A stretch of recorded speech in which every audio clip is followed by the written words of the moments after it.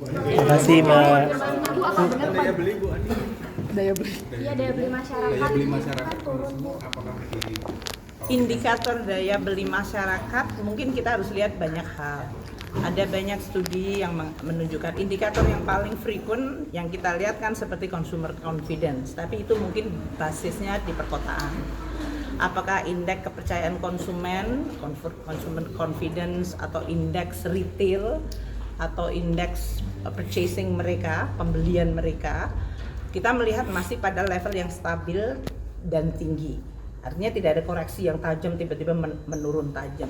Ini artinya di kelompok masyarakat yang di capture atau yang direkam melalui indeks consumer confidence, apakah kepercayaan konsumen maupun dari sisi retail masih menunjukkan adanya aktivitas yang cukup konstan atau stabil.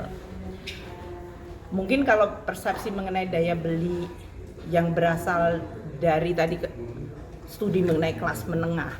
Kalau kita bicara tentang kelas menengah, ya kita lihat tren sepanjang kelas menengah itu di capture ya dalam hal ini.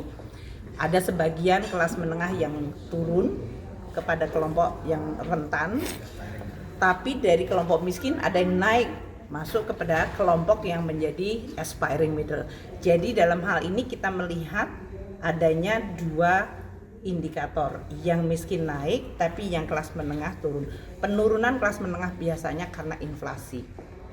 Dengan inflasi tinggi maka garis kemiskinan naik, mereka tiba-tiba akan jatuh ke bawah. Jadi kita melihat sekali lagi konsisten.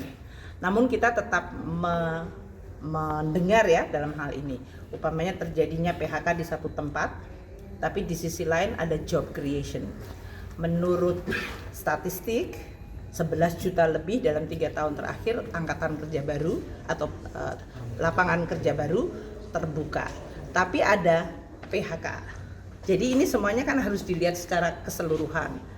Kita melihat sebetulnya dalam ekonomi yang terjadi transformasi, kalau sekarang banyak FDI itu adalah pada area hilirisasi, itu mungkin area yang job creation-nya berbeda dengan area di mana labor intensif seperti alas kaki, tekstil, garment yang dulu memang menjadi area penciptaan kesempatan kerja.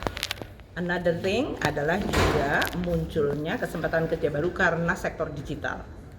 Seperti Gojek dan yang lain-lain itu muncul sebagai suatu fenomena recent. Jadi kita harus melihat ekonomi Indonesia mengalami perubahan karena adanya berbagai faktor. Entah itu adalah karena teknologi, entah karena perubahan dari struktur ekonominya. Kita akan terus memperhatikan agar masyarakat yang paling rentan mendapatkan dukungan, apakah itu dalam bentuk bantuan sosial atau pelatihan, dan di sisi lain memperbaiki iklim investasi sehingga muncul lapangan-lapangan kerja baru. Begitu ya? Terima kasih. Ibu, apa betul Pak Jokowi mimpin